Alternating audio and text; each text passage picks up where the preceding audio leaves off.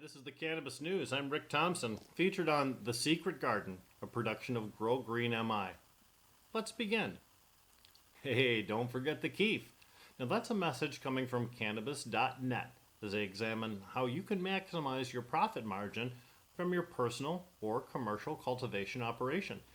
Cannabis buds contain THC concentrations of around 30%, but keef, that has concentrations of 40 to 60% or more. You can retain keef on your buds by being more careful in the handling and packaging portion of your harvest program, or you can harvest the keef prior to final packaging of your product. Harvesting keef, of course, should take place before you submit cannabis buds for testing. Now that's either as a caregiver or as a commercial cannabis producer. Michigan's cannabis consumers have really shown a tendency to purchase keef when it's sold separately. And don't let your profits fall on the floor. Don't let them get knocked down because you're manhandling your product. You can see Grow Green MI for a full line of keef-based supplies. Capture the keef. Capture the world! Next story. Oh, Michael Thompson, what a sad story. Michael Thompson's sentence is both horrifying and unjust. Now, that's not just me saying it. That's Michigan's Attorney General Dana Nessel. She said that in an interview I conducted with her on Friday as a broadcast of the Cannabis Caucus, which is a division of the Michigan Democratic Party.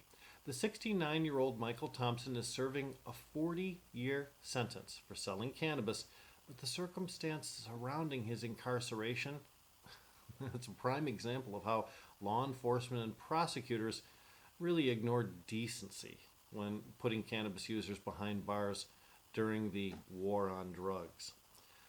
To make things worse, Thompson has been diagnosed with COVID-19 too.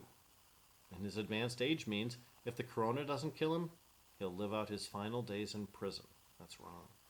The Cannabis Caucus has partnered with Last Prisoner Project to help free Michael Thompson, and the Attorney General's helped us too. AG Nessel authored a letter to the governor demanding Michael Thompson's commutation.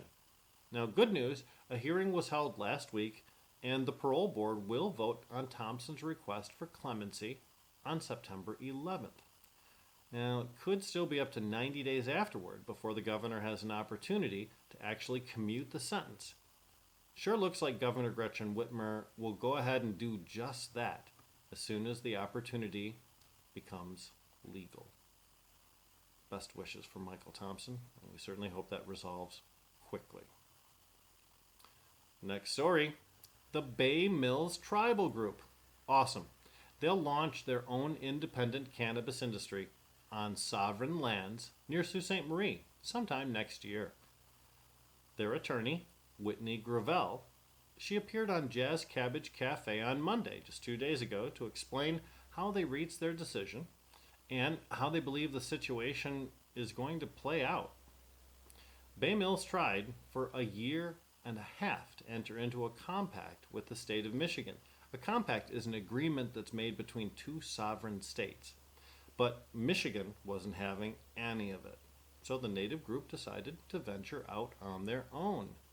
Ms. Gravel explained their operation would be completely contained within tribal lands. But that doesn't mean the tribe's not still negotiating with the state. They'd like to permit transfers of cannabis from one tribal land area to another via secure transporter. You should know Bay Mills has several pieces of land suitable for retail outlets, including locations in the Upper Peninsula and in the northern Lower Peninsula. Ms. Gravel detailed a plan wherein cannabis tasting lounges may be added. They would be adjacent to, but not contained within, casino gaming establishments located on tribal lands. I cannot wait. Retail outlets are expected to have cannabis for sale within the next 12 months. You want to know more? Sure you do. You can listen to the complete interview on the Jazz Cabbage YouTube page, and that video will soon be on the Jazzy Facebook page too. Check it out. It's not very long, very informative. Next story, what do you do with hemp? Now, we know hemp is a superfood.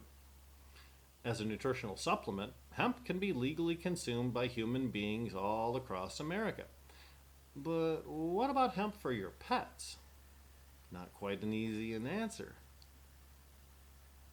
The Michigan Department of Agriculture and Rural Development controls the hemp industry in our state.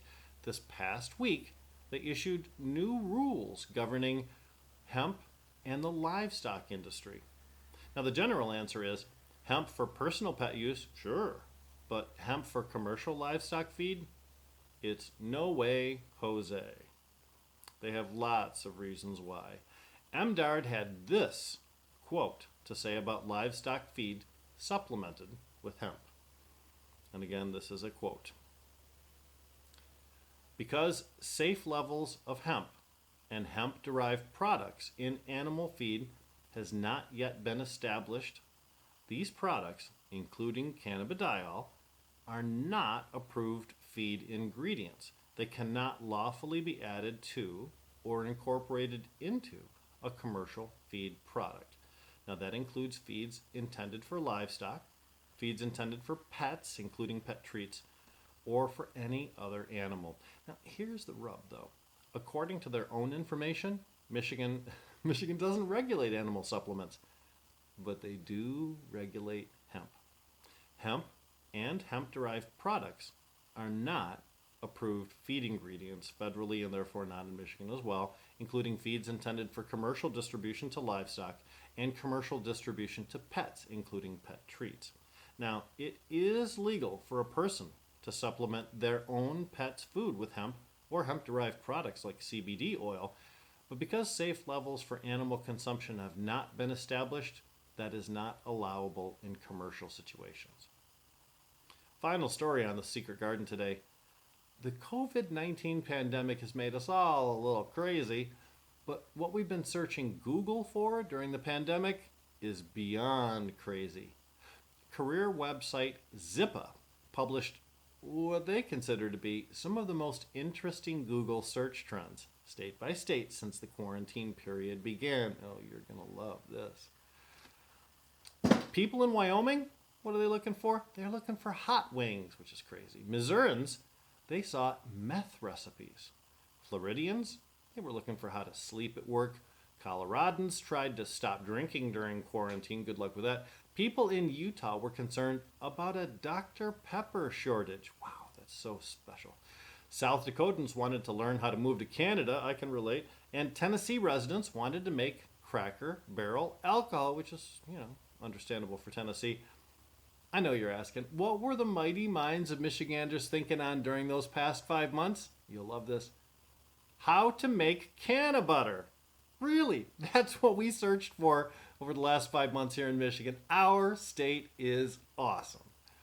And that's the Cannabis News with Rick Thompson appearing on The Secret Garden. And now, back to PJ and Tony.